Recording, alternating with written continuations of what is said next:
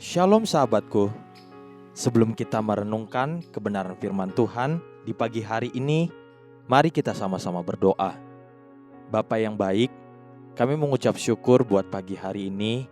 Kami berterima kasih untuk penyertaan Tuhan sepanjang malam tadi untuk setiap kami. Hari ini kami ingin mendengar tentang kebenaran firman-Mu. Biar kebenaran firman-Mu yang terus menyempurnakan kehidupan setiap kami. Amin.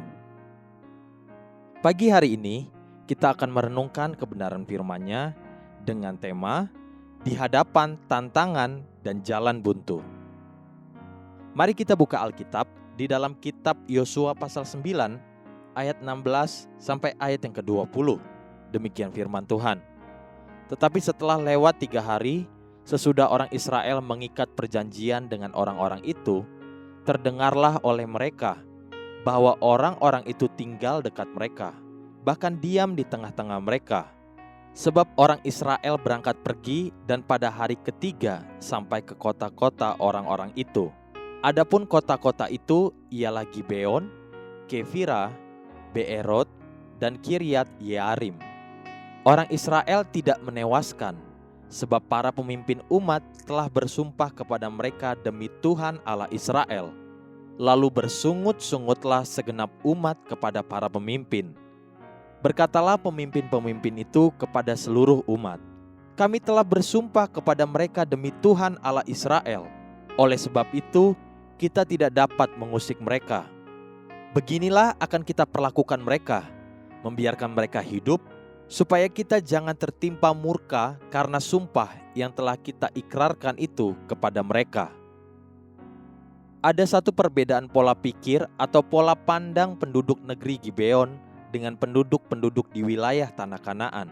Perbedaan yang mendasar dapat terlihat dari sikap yang mereka ambil. Coba perhatikan.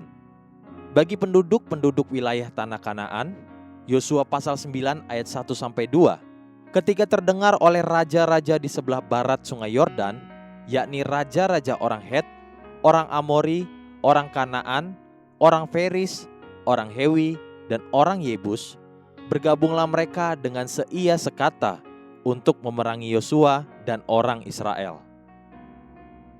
Sebaliknya, bagi penduduk negeri Gibeon, sikap mereka adalah Yosua pasal 9 ayat 3-4. Tetapi ketika terdengar kepada penduduk negeri Gibeon, maka mereka pun bertindak dengan memakai akal. Mereka pergi menyediakan bekal, mengambil karung yang buruk-buruk untuk dimuatkan ke atas keledai mereka, dan kirbat anggur yang buruk-buruk, yang robek dan dijahit kembali.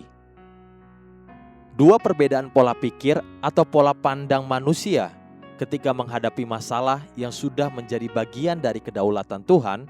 Yang satu, yaitu para penduduk tanah Kanaan, yakni raja-raja orang Het, orang Amori, orang Kanaan, orang Feris, orang Hewi, dan orang Yebus. Mereka bersatu untuk melawan Yosua dan tangan Tuhan.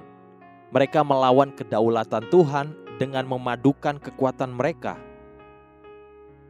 Yang lain, yakni penduduk Gibeon, mereka justru memilih untuk bertindak dengan memakai akal. Lalu mereka justru menggabungkan diri dengan Yosua dan rencana Tuhan.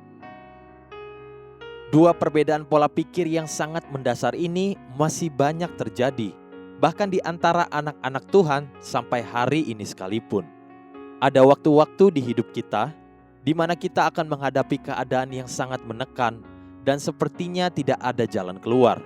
Entah itu keadaan kebutuhan ekonomi, kesembuhan, atau masalah-masalah lainnya. Apa yang akan kita lakukan? Ketika tekanan atau kebutuhan ekonomi itu terjadi, ada orang-orang yang berdoa dan mencari wajah Tuhan, lalu menggabungkan diri dengan bala tentara Tuhan.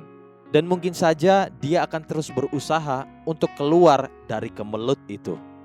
Namun ada juga orang-orang yang menggabungkan diri dengan para penyamun, penipu, dan pengkhianat untuk melakukan hal-hal yang merusak dan mempermalukan nama Tuhan. Ketika dokter menjatuhkan vonis mati, ada orang-orang yang berusaha untuk mencari kesembuhan dengan berbagai cara, termaksud hal-hal yang menyakitkan hati Tuhan, Namun ada juga yang memilih untuk berdoa dan mencari wajah Tuhan. Ketika menghadapi kemelut hidup, di ambang perceraian, di hadapan tuntutan hukum, ada yang mencoba menyelesaikannya dengan kekuatannya sendiri dan berbohong. Namun ada juga yang mengangkat tangan dan berserah kepada Tuhan. Seperti apakah sikap kita?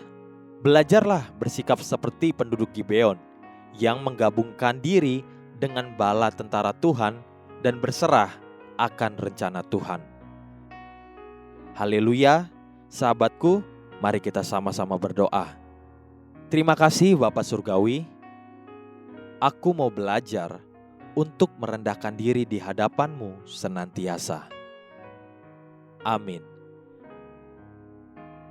Jesus loves you and so do I.